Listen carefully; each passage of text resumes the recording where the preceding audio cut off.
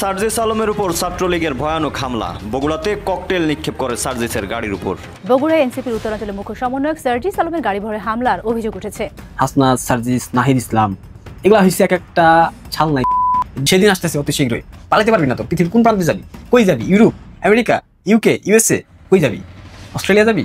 ওই তোরে প্রকৃতির বিচারের আওতায় আনতে হবে। বগুড়ায় এনসিপির সভায় সার্জিস বক্তব্য শুরুর আগে মিলনায়তনের বাইরে ককটেল হামলা, এগুলো কিন্তু ভালো লক্ষণ না এবং একটা অশান্ত পরিবেশ তৈরির সুপরিকল্পিতভাবে চেষ্টা হচ্ছে। বিদেশিদের চাপ কেমন, বিদেশিদের কাছ থেকে কোন ধরনের চাপ সরকার অনুভব করছে, সেই চাপগুলোকে কাটিয়ে সরকার আওয়ামী লীগকে ছাড়াই নির্বাচনের দিকে যাচ্ছে, নাকি সেই চাপের কাছে নতি স্বীকার করে আওয়ামী লীগকে শেষ পর্যন্ত নির্বাচনে তারা অংশগ্রহণ করতে দেবে, এই আলোচনাটা চতুর্দিকে চলছে। দর্শক, নতুন একটা নিউজ আপনাকে স্বাগতম। প্রিয় দর্শক, বাংলাদেশের যে বর্তমান রাজনৈতিক প্রেক্ষাপট এবং যে পরিস্থিতির সৃষ্টি হয়েছে তারই আলোকে আপনাদের সামনে বেশ কয়েকটা গুরুত্বপূর্ণ ভিডিও নিয়ে হাজির হয়েছি, যার কিছুটা অংশ বিশেষ ইতিমধ্যেই ভিডিও শুরুতেই দেখেছেন। তো দর্শক, ভিডিওর শুরুটা দেখেই কিন্তু বুঝতে পেরেছেন আজকের নিউজটা ঠিক কতটা গুরুত্বপূর্ণ হতে চলেছে। তাই বলবো, যারা ভিডিওটি অন করেছেন না টেনে সম্পূর্ণ নিউজটি মনোযোগ সহকারে দেখতে থাকুন, তাহলে আজকের মূল বিষয়টা বুঝতে পারবেন। তো দর্শক, আর বেশি দেরি না করে চলুন দেখে আসবো আজকে সেই কাঙ্ক্ষিত ভিডিওগুলো। তবে তার আগে বলবো, যারা প্রতিনিয়ত আপডেট খবর দেখতে চান তাহলে অবশ্যই আমাদের চ্যানেলটি সাবস্ক্রাইব করে পাশে থাকা বেল আইকনটি ক্লিক করে দিন। আর যারা ইতিমধ্যেই চ্যানেলটি সাবস্ক্রাইব করে রেখেছেন তাদেরকে অসংখ্য ধন্যবাদ। তো চলুন দর্শক, ভিডিওটিতে একটি লাইক দিয়ে আমরা ধারাবাহিকভাবে সবগুলো ভিডিওর আলোচনা দেখে আসি। বাংলাদেশের কতগুলা বাঘার নাম আমি আপনাদেরকে বলি। প্রথমত এনসিপি যে সংগঠনটা, এটাই হচ্ছে গিয়া সালনাই নাম রাখছে বাঘা। এই বাঘাদের সংগঠন হচ্ছে গিয়া এনসিপি। হাসনাত, সার্জিস, নাহিদ ইসলাম এগুলা হচ্ছে এক একটা ছালনাই। এদের পেছনে না আছে 10টা মানুষ, না আছে 10 জন কর্মী, না আছে 10 জন সমর্থক। আজ বাদে কাল সুদখোর ইউনূস পদত্যাগ করলে কিংবা ইউনূসের কোনো কারণে ক্ষমতা চলে গেলে বাংলাদেশের মানুষ এদেরকে পায়ের নিচে পিষে মারবে। এরা তো বাঁচতে পারবে না। রাজনীতি তো অনেক বেশি চিন্তা ভাবনা, মানে অনেক দূরের কথা, ওগুলো আমি না বলি। আজকে ইউনূসের পতন হইলে এই সালনাই নাম রাখছে বাঘা, এই বাঘাদের বাংলাদেশের মানুষ পায়ের নিচে ফেলে পিষে মারবে। আমি একদম স্পষ্ট ভাষায় বললাম, পিষে মারবে স্রেফ। এবং এটা আপনারা সবাই জানেন। মেটিকুলাস অভ্যুত্থানের মধ্য দিয়ে ষড়যন্ত্রের মাধ্যমে ক্ষমতা দখল কইরা পুরো দেশটাকে এখন ময়লার ভাগার বানায় ফেলছে। ময়লা, এদেশে কিচ্ছু নাই। আন্তর্জাতিক পরিমণ্ডলে দেশের পাসপোর্ট এখন ছুঁড়ে ফেলে দেয়। এদেশের মানুষের নাম শুনলে পরে মানুষ অনেকটা দূরত্ব বজায় রাখে, কারণ এই দেশে জঙ্গিদের চাষ করা হয়। পাকিস্তানের পর এশিয়াতে দ্বিতীয় কোনো রাষ্ট্র যেখানে অবাধে জঙ্গিবাদের বিচরণ চলতেছে, যেটা এখন এই মুহূর্তে বাঙ্গুস্থান বা বাংলাস্থান বা বাংলাদেশ বা পূর্ব পাকিস্তান, যেটাই বলেন না কেন। এই পূর্ব পাকিস্তানের মাটিতে দাঁড়িয়ে সালনাই বাঘা সার্জিস আলম একটা বক্তব্য দিছে। আমি এইটারে নিয়ে ভিডিও বানাইতে চাই নাই, কিন্তু এই বক্তব্যটা দেখার পর মনে হইলো ওরা একটু স্মরণ করে দিতে চায় যে অনেক আকাম করছিস, অনেক কিছু করে ফেলছিস, এইবার অন্তত পক্ষে অফ যা। কারণ বেশি লাফাইস না, বেশি লাফাইলে শেষকালে গিয়ে ডানাটা খুঁজে পাবি না।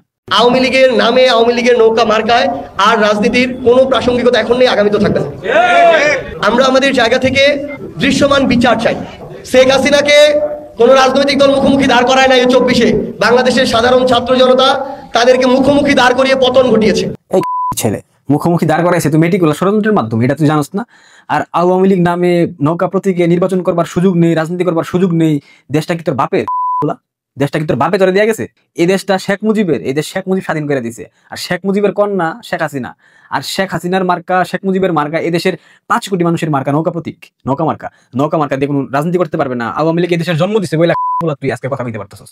আওয়ামী লীগ যদি বাংলাদেশে জন্ম না দিত, তুই ছেলে কথা কইতে পারতি? তুই কথা কইতে পারতি? এই বাংলাদেশের জমিনে দাঁড়ায়া কথা কইতে পারতি না? শেখ হাসিনাকে মুখোমুখি দাঁড় করাইছিস তুই। তোরা যে জঙ্গি সন্ত্রাসী অভ্যুত্থান করাইছিস, সেটা যদি বাংলাদেশের মানুষ তৎকালীন সময় জানতো, তুই ফকিন্নির ছেলের পেছনে 5টা মানুষ পাইতি, আসতো? যদি জানতো এটা জামাত শিবিরের আন্দোলন, যদি জানতো এটা হিজবুত তাহরিদের আন্দোলন, যদি জানতো এটা বিএনপিদের আন্দোলন, ছাত্রদলের আন্দোলন, কেউ নামতো? একটা মানুষ পাইতি? হিজড়ার মতো তখন পরিচয় লুকাইছিলি কেন? তোদের বাপেরা তখন হিজড়ার মতো পেছনে ছিল কেন? সামনে কেন আসে নাই? এখন লম্বা লম্বা কথা বলতেছিস। বাংলাদেশের মানুষ একটা সুযোগের অপেক্ষায় আছে, জাস্ট টেনে ছিঁড়ে ফেলবে, একদম স্রেফ টেনে ছিঁড়ে ফেলবে। একটা সুযোগ। দেশটাকে জঙ্গিবাদের আখড়া বানাইছিস, এই দেশটাকে সন্ত্রাসীদের আখড়া বানাইছিস, এই দেশটাকে মৌলবাদীদের আখড়া বানাইছিস, এই দেশটাকে পশ্চিমা সাম্রাজ্যবাদী শক্তির হাতে তুলে দিয়েছিস। কি ভেবেছিস বাংলাদেশের মানুষ মাফ করবে? ভুলে যাবে সব? কখনোই না, ইম্পসিবল। কোনো ওয়ে নাই তোদের বাঁচার, তোদেরকে জাস্ট টেনে ছিঁড়ে ফেলবে, মাথায় রাখিস। আমরা অন্তর্বর্তীকালীন সরকারকে অনুরোধ করব, আপনাদের জায়গা থেকে এই গুরুত্বপূর্ণ বিষয়গুলোকে আপনারা ডিল করে পাশাপাশি আপনারা নির্বাচনের আলোচনা করুন। সবকিছু ভুলে গিয়ে, শহীদ পরিবার, আহত যোদ্ধা ভুলে গিয়ে আপনারা যদি শুধু নির্বাচনের কথা বলেন, বাংলাদেশের মানুষের কাছে আপনাদের আস্থা, ইমেজ সবকিছুর চরম সংকট তৈরি হবে। খুব স্বাভাবিকভাবেই বাংলাদেশের জনগণের যেটা আকাঙ্ক্ষা ছিল, সেই আকাঙ্ক্ষাকে ধারণ করেই বর্তমানে যারা এনসিপির নেতৃত্ব দিচ্ছে তারা জুলাই অভ্যুত্থানের সামনের সারিতে প্রত্যেকটা দিনের কর্মসূচি দিয়েছিল। এনসিপি দৃঢ়ভাবে বিশ্বাস করে যতক্ষণ আমরা জনগণের আকাঙ্ক্ষাকে ধারণ করব ততক্ষণই আমাদের অস্তিত্ব এই বাংলাদেশে থাকবে, আমরা রাজনীতিতে প্রাসঙ্গিক থাকবো। এই বলা নাকি জনগণের আকাঙ্ক্ষা ধারণ করে? জনগণের আকাঙ্ক্ষা কি তোরে প্রাইভেট কার দিয়ে ঘোরা, তোরে দামি দামি ফ্ল্যাট কিনা, কাতারে বাড়ি কেনা, কানাডায় বাড়ি কিনা? এটা কি জনগণের আকাঙ্ক্ষা ছিল? তুই যে বিয়া করছিস জাজের এক মাইয়ার, এটা কি জনগণের আকাঙ্ক্ষা ছিল? তুই যখন যে 70 লাখ টাকা দামের গাড়িতে ঘুরিস, এটা জনগণের আকাঙ্ক্ষা ছিল? ফকিন্নির পোলা তোরে দেখছি না ঢাকা ইউনিভার্সিটিতে কেমনে চলতি টুকায়ের মতো, এখন যে দামি দামি স্মার্টফোন ব্যবহার করিস, এটা কি জনগণের আকাঙ্ক্ষা ছিল? তুই যে বড় বড় জায়গায় ঠিকাদারি করিস, এটা কি জনগণের আকাঙ্ক্ষা ছিল? তুই যে ঠাকুরগাঁয়ে যাস এক একটা গাড়ি বহর নিয়া, এটা কি জনগণের আকাঙ্ক্ষা ছিল? এই বলা অন বড় বড় কথা বলতেছস, জনগণের আকাঙ্ক্ষা ছিল, এটা ছিল, এটা ছিল, এটা ছিল বলা কইলাম তো, আর বেশি লাফাইস না। সময় শেষের দিকে তোদের যে লিডার নাহিদ ইসলাম কিন্তু অলরেডি বুঝা ফেলছে যে সময় শেষের দিকে, এবং ইউনুস সুৎখোরের বাচ্চাও কিন্তু বুঝা লাইছে আর বেশি সময় বাংলাদেশে যে থাকতে পারবে না, এটা খোদ ইউনুস তো আব্বা হেও কিন্তু বুঝা লাইছে। এর লেগায় কিন্তু ইউনুস অলরেডি নীরব হওয়া শুরু হয়ে গেছে। একদিন ঘুম থেকে হুট কইরা উঠা দেখবি ইউনুস সেফ এক্সিট নিয়ে চলে গেছে ফ্রান্স বা ইতালি বা যেখানে যাক না কেন, হোয়াটএভার। তখন কি করবি? তখন কই পালাবি? বাংলাদেশের মানুষ তোদেরকে পালাইতে দিবে? ফ্ল্যাট থেকে বাড়িতে পারবি? বাসার নিচে নামতে পারবি? ছেলে এখনো সময় আছে, শালীন হ, ভদ্র হ, আওয়ামী লীগের কাছে মাফ চা। তোরা বলিস না আওয়ামী লীগ মাফ চাবে, আওয়ামী লীগ কাদের কাছে মাফ চাইবে? হিজবুত তাহরির জঙ্গিদের কাছে, শিবিরের জঙ্গিদের কাছে, জয়সী মোহাম্মদের জঙ্গিদের কাছে, লস্করি তাইয়াবার জঙ্গিদের কাছে, হারুজারের কাছে, আসিফ নজরুলের কাছে মাফ চাবে? তোদের মতো জঙ্গিদের কাছে বাংলাদেশ আওয়ামী লীগ মাফ চাইবে? তোরা তো জঙ্গি, তোরা তো জঙ্গি উত্থান ঘটাইছিস 5 আগস্টের মধ্যে দিয়ে। তোরা কি বাংলাদেশে বৈষম্য দূর করতে পেরেছিস? তোরা তো বৈষম্য দূর করার কথা বলে তোদের পকেট ভর্তি করছিস, তোদের মা বাপ দাদা দাদি নিনা নানি 14 গোষ্ঠীর পকেট ভর্তি করছিস। এগুলা বাংলাদেশের মানুষ কি দেখে না, জানে না, বুঝে না? তোদের আগে কি ছিল চেহারা, এখন কি হয়েছে চেহারা, এগুলা কি বাংলাদেশের মানুষ দেখে নাই? তোদের আগে তোরা খাইতে পারতি না, এখন তোরা দামি দামি রেস্টুরেন্টে গিয়ে তোরা ডিনার করিস, লাঞ্চ করিস। এই টাকা কি তোর বাপে ইনকাম করে দেয়? তোর বাপে কি জমিদার? ছেলে কথা বলার আগে সাবধানে কথা বলবি, যেই কথার কোনো প্রাসঙ্গিকতা নাই। তোদের রাজনৈতিক প্রাসঙ্গিকতা বাংলাদেশে আছে? একটা ভোটে দাঁড়াস না, দেখ কয়টা ভোট পাস। ডাকসু ইলেকশনে তোদের বাকশাস না কি যেন বাকশাস, কয়টা ভোট পাইছে? কয়টা ভোট পাইছে ঢাকা বিশ্ববিদ্যালয়ে? শিবিরের সাথে তো তোরা পারিস নাই, শিবির তো কারচুপি করে নির্বাচনে জিতছে, তোরা তো 100 ভোটও পাস নাই, কেন পাইলি না? তোদের না বাংলাদেশের মানুষ জন আকাঙ্ক্ষা নিয়ে বসাইছে? তোরা না বাংলাদেশের মানুষের জন আকাঙ্ক্ষার প্রতীক হয়ে দাঁড়াইছিলি? বলা তাইলে পরে তোদের ভোট দিল না কেন? তোরা অ্যালার্ট করে দিই, তোরা কিন্তু আমি আগে থেকে চিনি, তোরা অ্যালার্ট করে দিলাম, সাবধান হয়ে যা, মাফ চা। আওয়ামী লীগের কাছে মাফ চা, দেশের মানুষের কাছে মাফ চা, পারলে প্রতিবেশী বন্ধু রাষ্ট্র ভারতবর্ষের কাছে মাফ চা। আধিপত্যবাদ তো ওই জায়গায় এমনি পুশ করে দেবো। আওয়ামী লীগ আওয়ামী লীগ আওয়ামী লীগ আওয়ামী লীগের যোগ্যতা আছে তোর? তুই কে রে ভাই? তুই কে? তোর কয়জন মানুষ আছে আমরা বলতো? তুই কোন ফ্যামিলি থেকে উঠে আসছিস? তোর ফ্যামিলিতে কে আছে আমার বোঝা। তুই মহিলার ছেলে, তোর মা তোর বাবা তোর মাকে অনেক আগে ছিল, এর জন্য তোর জন্ম হয়েছে। তুই একটা ছেলে, তুই কথা বলার আগে লিমিট ক্রস করিস কেন?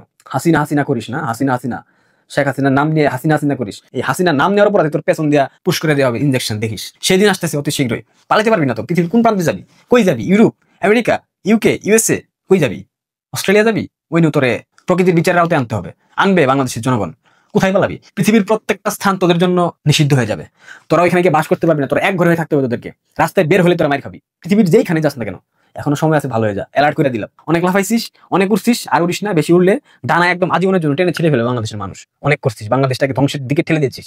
বাংলাদেশের স্বাধীনতা সার্বভৌমত্ব অলরেডি হুমকির মধ্যে, শুধুমাত্র তোদের মতো কতগুলা বাচ্চাদের কারণে। আজকের এই খবর দেখেন যে বগুড়ায় এনসিপির সভায় সার্জিস বক্তব্য শুরুর আগে মিলনায়তনের বাইরে ককটেল হামলা, এগুলো কিন্তু ভালো লক্ষণ না। এই যে বলা হচ্ছে যে নির্বাচনের পরিবেশ মানে ঠিক আছে, কোনো সমস্যা নেই, এই যে মুখে জোর দিয়ে বলা হচ্ছে, আর বাস্তবে এগুলো তো কিছুই না। এনসিপির সবাই মানে ককটেল ফুটাইতে হবে কেন তার বাইরে? এনসিপি কি বগুড়ায় এমন অবস্থা যে জয় করে ফেলছে, বিএনপির প্রতিদ্বন্দ্বী হয়ে গেল? না, এগুলো হলো দুইটা কারণ হতে পারে। একটা হলো আভ্যন্তরীণ হইতে পারে, বিভিন্ন গ্রুপের দ্বন্দ্ব। আরেকটা হইতে পারে যে অন্য পক্ষ খুব শক্তিশালী, তারা দিল যে খবরদার বগুড়া নিয়ে কিন্তু ঝামেলা করবা না, মেসেজ দিল। ফ্রি স্টাইল হয় কখন জানেন? যখন নাকি আইন শৃঙ্খলা পরিস্থিতি ভালো হয় না, আইন শৃঙ্খলা পরিস্থিতি যখন ফ্রি স্টাইলে চলতে থাকে, তখন যে যার মতন করে শক্তি ব্যবহার করে। এখন এটা কোনটা সেটা তন্ত্রের ব্যাপার, কিন্তু ঘটনাটা ভালো না। এখানে বলা হচ্ছে এনসিপির উত্তরাঞ্চলের মুখ্য সংগঠক সার্জিস আলমের উপস্থিতিতে দলের সমন্বয় সভাস্থলে ককটেল হামলা হয়েছে। সোমবার বেলা 3:30টার দিকে বগুড়া জেলা পরিষদ মিলনায়তনের বাইরে ঘটনা ঘটে। পুলিশ বলছে হামলাকারীরা পরপর 2টি ককটেল ছোড়ে, এর মধ্যে একটি বিস্ফোরিত হয়। অবশ্য এনসিপির পক্ষ থেকে দাবি করা হয়েছে হামলাকারীরা 3টি ককটেল নিক্ষেপ করায়, যার মধ্যে 2টি বিস্ফোরিত হয়। এনসিপির বগুড়া জেলা কমিটির সমন্বয়কারী দলের সভাপতি ইমরান সাংবাদিকদের বলেন, জেলা পরিষদের মিলনায়তনে আয়োজিত সমন্বয় সভায় এনসিপির উত্তরাঞ্চলের মুখ্য সংগঠক সার্জিস আলম বক্তব্য দেওয়ার আগ মুহূর্তে বাইরে পরপর 3টি ককটেল হামলা হয়। এর মধ্যে 2টি ককটেল বিস্ফোরিত হয়। সমন্বয় সভা ভণ্ডুল করতেই এই ককটেল হয়েছে। এই হামলার জন্য তিনি ফ্যাসিস্ট আওয়ামী লীগ বা তাদের দোষদের দায়ী করেন। বগুড়ায় অবশ্য এখানে আওয়ামী লীগ কতখানি শক্তিশালী যায় না, বিএনপি শক্তিশালী, জাতীয় পার্টিও আছে। এখন কে কার শত্রু কিছুই বোঝা যাচ্ছে না, কিন্তু হচ্ছে কি এই যে সাথে সাথেই হামলাকারীদেরকে আটক করার বিষয়টা, এটা কিন্তু অনুপস্থিত। যার কারণে এই কারা শেষ পর্যন্ত মারলো, কি উদ্দেশ্যে মারলো, এটা কিছুই বোঝা যায় না।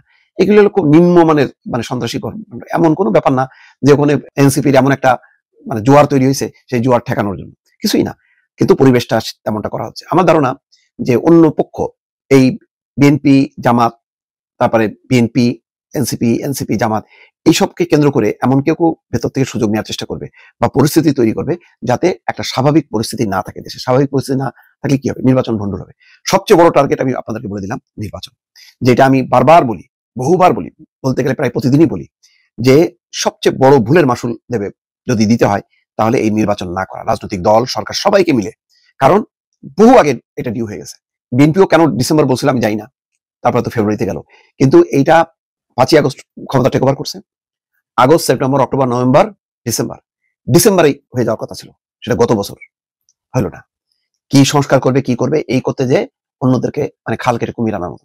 এখন এই কুমির কারা বোঝা যাচ্ছে না, তারা কিন্তু অশান্তি লাগায় বসছে এবং ভেতরে ভেতরে সবাই এখন এমন ক্ষমতার নেশা যে নির্বাচন না হলে ভালো, অনেকের ক্ষমতা, আর নির্বাচন হলে তো অল্প কিছু সংখ্যক লোকের হাতে ক্ষমতা। এই দ্বন্দ্বে এখন জ্বলতেছে দেশ এবং একটা অশান্ত পরিবেশ তৈরির সুপরিকল্পিতভাবে চেষ্টা হচ্ছে। আগামী নির্বাচনে আওয়ামী লীগ অংশগ্রহণ করতে পারছে কিনা, তাদেরকে দেয়া হচ্ছে কিনা, ভারতীয় গণমাধ্যম এক ধরনের কথা বলছে। ভারতীয় গণমাধ্যম, বাংলা গণমাধ্যম এই সময় তারা গত রাতে যে খবরটা দিয়েছে সেই খবরটা এরকম: বাংলাদেশের নির্বাচনে কি অংশ নিতে পারবে হাসিনার আওয়ামী লীগ, স্পষ্ট করলেন নির্বাচন কমিশনার। নির্বাচন কমিশনারের উদ্ধৃতি দিয়ে তারা বলার চেষ্টা করছে, কিন্তু সেখানেও কনফিউজিং কথাবার্তা রয়েছে। আগে তাদের নিউজটা একটু বুঝে নিই, তারপরে বাংলাদেশের গণমাধ্যম কি বলছে সেটা বোঝার চেষ্টা করব। তারা বলছে বাংলাদেশের পরবর্তী সাধারণ নির্বাচনে ভোট দিতে পারবেন না সেই দেশের প্রাক্তন প্রধানমন্ত্রী শেখ হাসিনা এবং তার পরিবারের সদস্যরা, এমন একটা আদেশ জারি অনেক আগেই করেছে সরকার। ইতিমধ্যে হাসিনার দল আওয়ামী লীগের সমস্ত কার্যকলাপের ওপরে নিষেধাজ্ঞা জারি হয়েছে বাংলাদেশে। এরপর থেকে প্রশ্ন উঠছিল ওপার বাংলার পরবর্তী সাধারণ নির্বাচনে কি অংশগ্রহণ করতে পারবে আওয়ামী লীগ। সেখানেই তারা বলছে যে এবার বিষয়টি নিয়ে মুখ খুললেন বাংলাদেশের প্রধান নির্বাচন কমিশনার এম নাসির উদ্দিন। তিনি জানিয়েছেন 2026 সালের ফেব্রুয়ারি মাসের প্রথম জাতীয় সংসদ নির্বাচনের কর্মপরিকল্পনা নেওয়া হয়েছে, সেই মোতাবেক প্রস্তুতিও হয়েছে। তার সংযোজন যেটা, আওয়ামী লীগের সমস্ত কর্মকাণ্ড সরকার নিষিদ্ধ করেছে। বিচার সম্পন্ন হওয়ার আগে আওয়ামী লীগ নির্বাচনে অংশ নিতে পারবে না। তবে যদি নির্বাচনের আগে বিচার সম্পন্ন হয়ে যায় সেক্ষেত্রে তখন বিষয়টা ভিন্ন হতে পারে, এমনটা তিনি বলছেন। অর্থাৎ বিচার যদি নির্বাচনের আগে সম্পন্ন হয়ে যায় তাহলে আওয়ামী লীগের নির্বাচনে অংশগ্রহণ করার সম্ভাবনা রয়েছে। এখন প্রশ্ন হচ্ছে যে বিচার কিসের চলছে? আন্তর্জাতিক অপরাধ ট্রাইব্যুনালে বিচার চলছে তো শেখ হাসিনা এবং তার নেতাদের।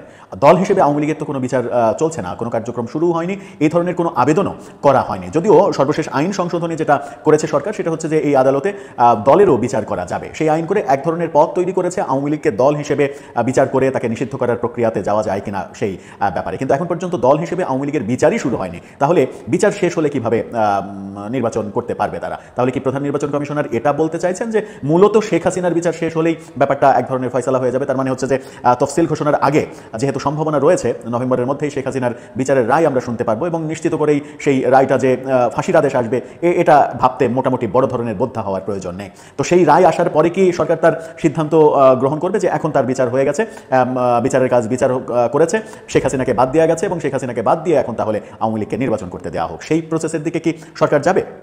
রাজনৈতিক মহলের একাংশ বলছে তাদের ভাষায় বাংলাদেশের প্রাক্তন প্রধানমন্ত্রী শেখ হাসিনার বিরুদ্ধে একাধিক মামলা হয়েছে তার দেশ ছাড়ার পরে। বাংলাদেশের পরবর্তী নির্বাচন আগামী বছরের ফেব্রুয়ারি মাসে হতে পারে, ফলে তার আগে বিচার সম্পন্ন হওয়ার আশা প্রায় নেই। রাজনৈতিক মহল বলছে যে তার আগে বিচার সম্পন্ন হওয়ার আশা নেই, কিন্তু বাস্তবতা আমরা দেখছি যে তার আগে বিচার শেষ হওয়ার সম্ভাবনা রয়েছে। কারণ আদালতের কর্মকাণ্ড যেভাবে চলছে, যেভাবে সব কিছু তড়িঘড়ি করা হচ্ছে, তাতে মোটামুটি নিশ্চিত করে বলা যায় যে এই অক্টোবর মাস চলছে, আগামী মাসে নভেম্বরেই এই আদালত থেকে বিচারের রায় আমরা শুনতে পাবো।